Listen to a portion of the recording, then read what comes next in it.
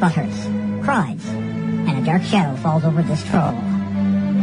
From the ashes of a once great fandom has risen a meme, an LOL that must be liked. We look to the airwaves for a vindicator, someone to strike fear in the dark basement of the parents who created him.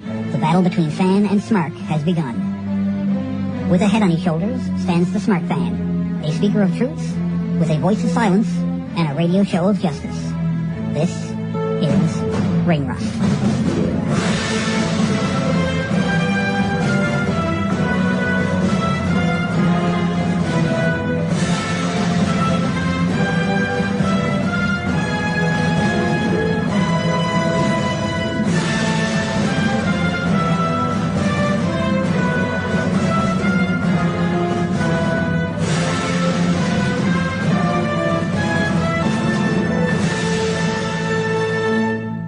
Man, the stuff I can do with a kazoo.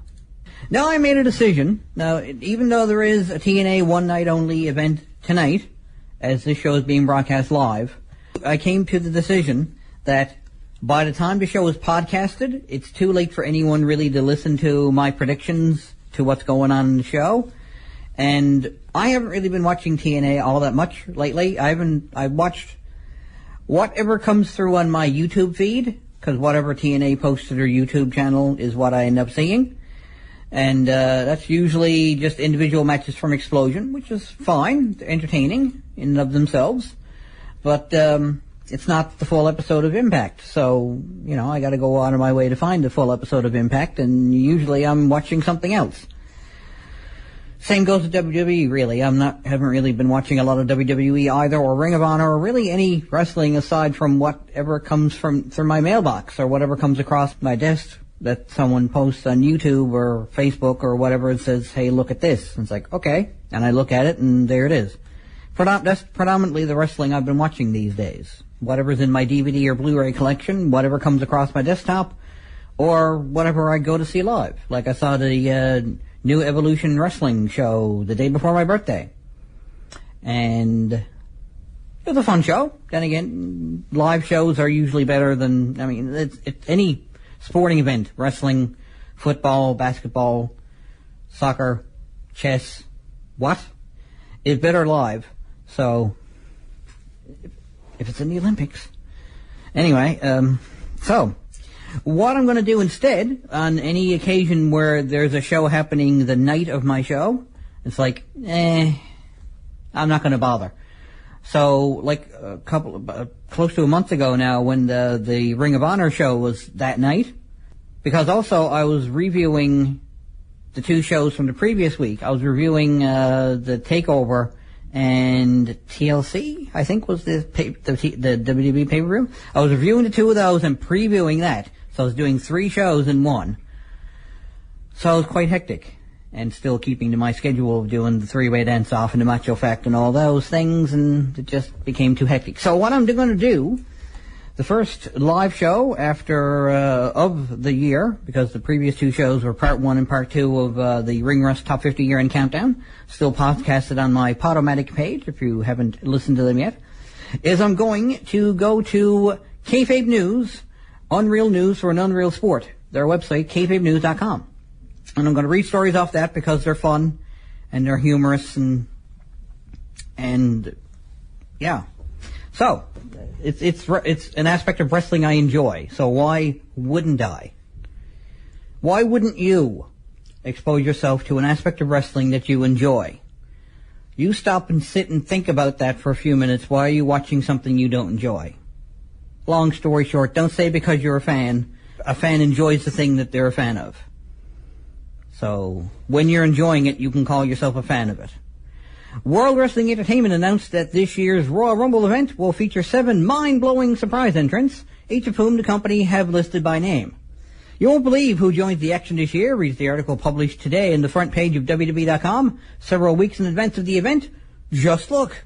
According to the article, fans will be beside themselves with surprise with the countdown clock buzzes to herald the entrance of the following wrestlers: Scott Hall, the Blue Meanie, the Boogeyman, handicapped hero Gregory Iron, Festus, Mordecai, and Shiny McNamara, who I think is someone who might be mentioned in another article coming up a little bit later. Speculation abounds about other wrestlers who might be joining the fray. Santino Marella, Mantor, and AJ Stylish. Another one going to be mentioned in the same article, I'm sure. But WWE dismissed these rumors outright, insisting there will be no further surprises beyond what has been announced. Regarding the pre-announced surprise entrance, WWE encouraged fans, please act surprised. So, and I quote, check out the TMZ of professional wrestling news. And I quote on Facebook. All the latest news with some attitude, new and classic wrestling videos, and so much more. Can I have your attention, please? I just received an email from the Raw general manager.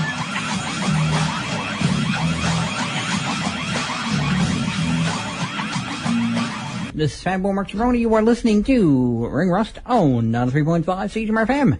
As the new year begins, fans of professional wrestling are looking back on 2015 as the year the sport underwent a game-changing paradigm shift thanks to the Divas Revolution. It altered everything so drastically, writes longtime wrestling journalist Dan Mulsler, that it's difficult to even remember the pre-revolutionary landscape. The Divas Revolution, a social upheaval launched in early 2015 with the rallying cry #GiveDivas a Chance, is one of those rare turning points in history after which nothing is ever the same. Like Pearl Harbor, 9/11, or the McMahon limo bombing, the Divas Revolution forever transformed the public zeitgeist and made household names out of brave revolutionaries such as the Bella Twins, Eva Marie, and JoJo. Ever since the Divas Revolution, female professional wrestlers, aka divas, have enjoyed exactly the same status as men, or superstars, as evidenced by the upcoming WrestleMania main event that will pit Brock Lesnar against Bayley. You're listening to Ring Rust Redux on Gerbranology TV.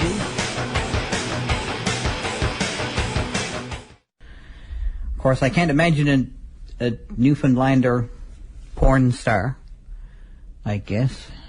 Anyway, I'll skate right on past that one.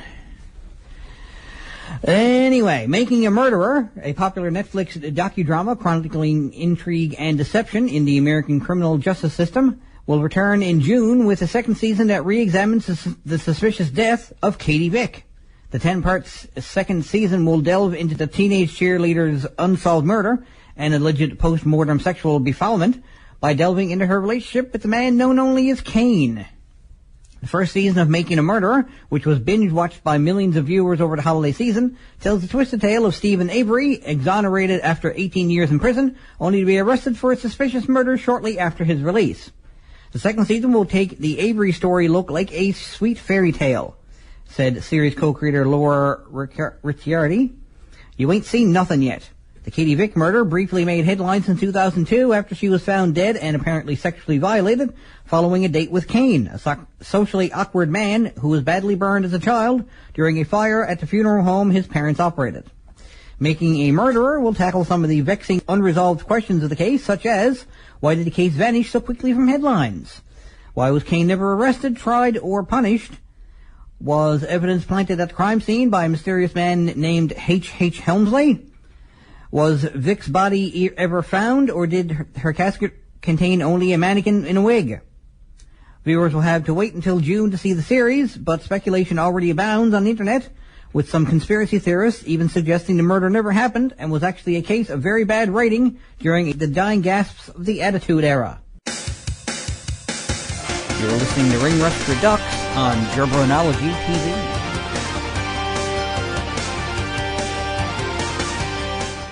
This is Fanboy Mark Cerrone. You are listening to Ring Rust on 3.5 CHMR-FM. Fans of professional wrestling are abuzz after new names were added to the roster of superstars on WWE.com, including AJ Fashion Sense Stylish and Shiny McNamara, as I mentioned earlier. Though details are scant, it's believed that these are the wrestlers formerly known as AJ Styles and Shinsuke Nakamura, whose rumored signing from New Japan Pro Wrestling has been the subject of much giddy online chatter and questionable journalism. Also added to the WWE roster page was the wrestler named Festus 2.0, believed to be the man formerly known as the Big LG, Big XLG, Deacon DeVille, Director of Chaos, Doc Gallows, Dorian DeVille, Freakin' Deacon, Imposter Kane, Johnny 99, Justice Dalton, Keith Henson.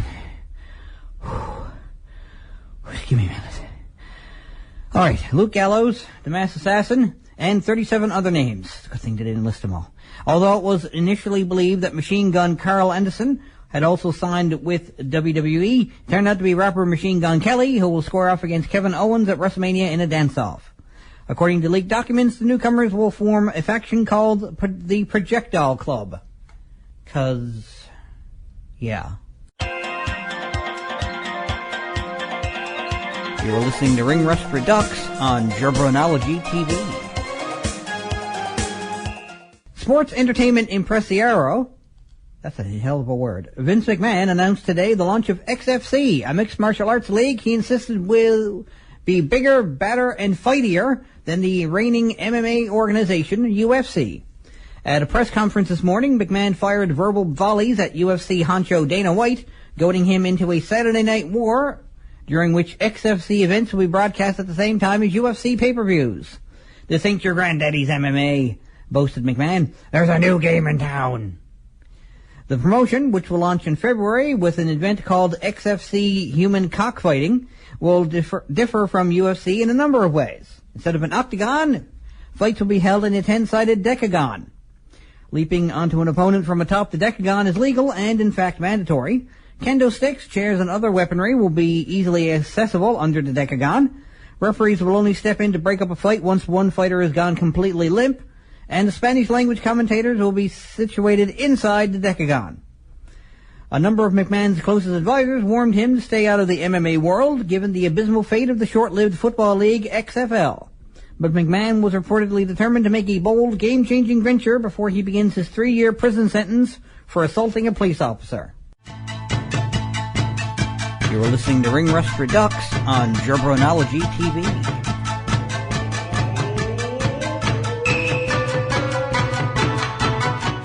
If you can stop grinding your teeth for 5 seconds. This is Fatboy Mark Jabroni. You are listening to Ring Rust on 3.5 CHMR FM. So back to some kayfabe news, unreal news for unreal sport. It seemed the tide is finally turned for flamboyant professional wrestler Fandango, who has followed a lackluster 2015 with an undefeated streak thus far in 2016. Though he rode a wave of success after his much ballyhooed 2013 debut and sparked a sing-along dancing craze known as Fandangoing, which lasted for almost a week, his win-loss record then dropped to Barry Horowitzian levels. But the wrestler has apparently turned over a new leaf, having not suffered a single defeat since late December 2015. Some wrestling pundits are predicting that at this rate, he'll be in the main event picture by WrestleMania and... oh, wait. He just lost to Zack Ryder at a house show in Winnipeg. Never mind. This is 93.5 CHMR FM.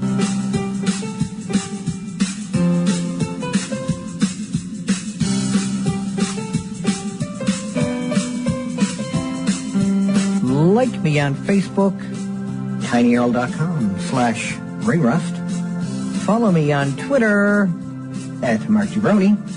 And subscribe to Jabronology TV, youtube.com/fanboy Mark Jabroni.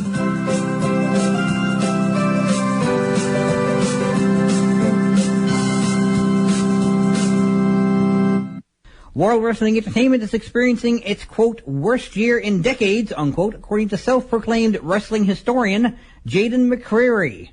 McCreary, who rang in the new year by watching a solo marathon of New Japan Pro Wrestling matches from 1980s, insists 2013 has been abysmal for WWE. "I haven't seen one decent WWE match all year," tweeted McCreary, whose Twitter handle is at ROH_NJPW_Lucha_69 Styles. He added, "Mark my words, WWE declares bankruptcy in 2016.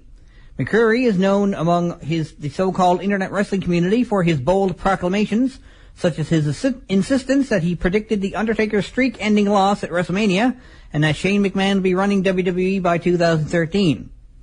Although he religiously watches WWE Raw every week and has done so for the past 2 decades, McCreary declares he will give up on WWE forever if the company doesn't immediately sign some Japanese wrestler he claims to like." Like, say, Osamu Nishimura? Does he like him? I'd have to ask him. At ROH_NJPW at Lucha_69 Styles. Do you like Osamu Nishimura? Send. Overrated. So, on top of all that, he sits on his Twitter account and waits for someone to send him a message. Oh well. You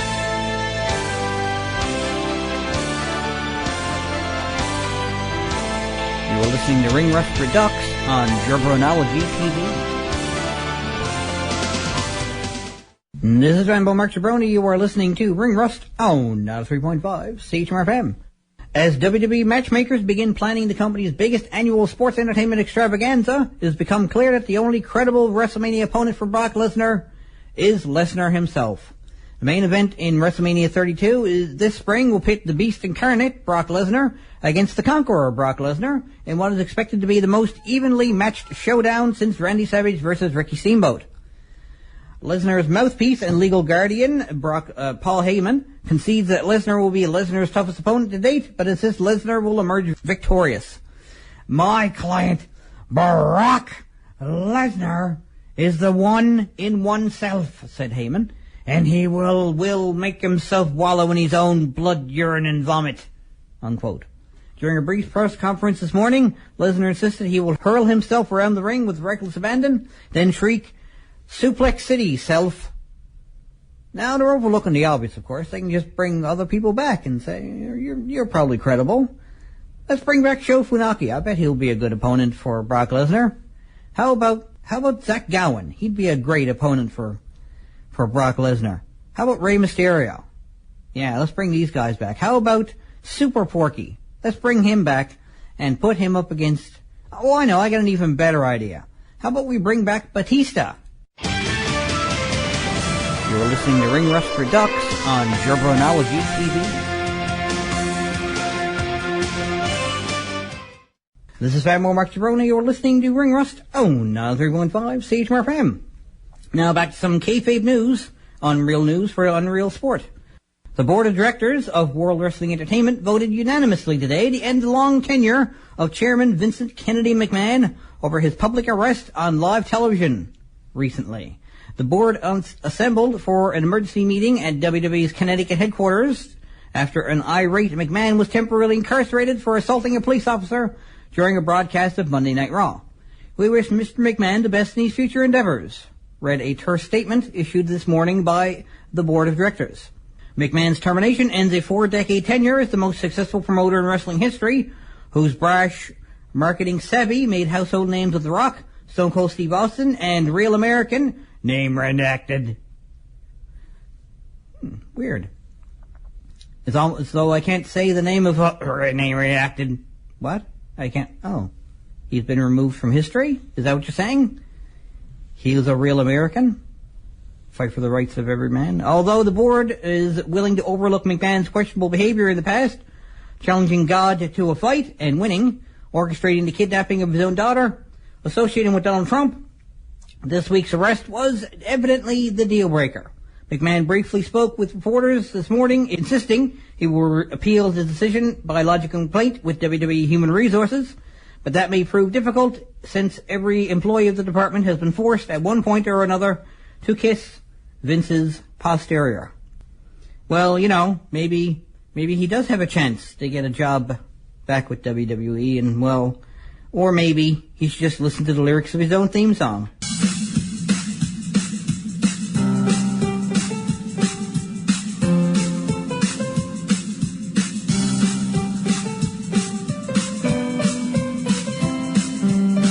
Like me on Facebook, tinyurl.com/ringrust. Follow me on Twitter @MarkJabroni. And subscribe to Jabronology TV, youtube.com/fanboymarkjabroni.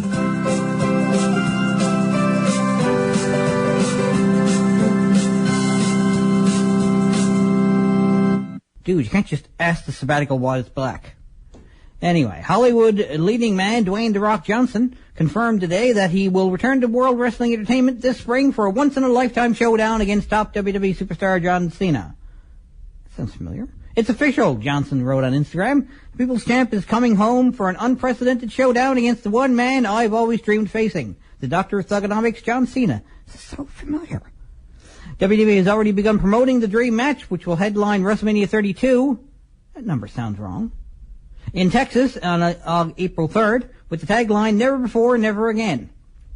It's just so familiar. Other never-before-seen matches confirmed for WrestleMania include Sheamus versus Randy Orton, The New Day versus the Usos, and Ryback versus Rusev. Those are all so familiar. In a press release issued today, WWE also confirmed that The Undertaker will put his legendary streak on the line against the WCW legend Sting, who has never wrestled in WWE before. So, it's all so familiar.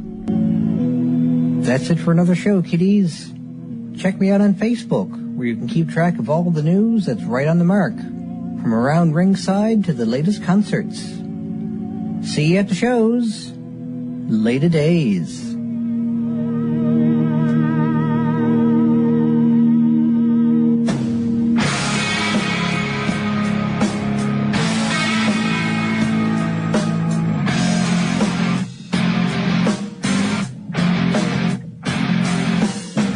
This is 93.5 CHMR FM.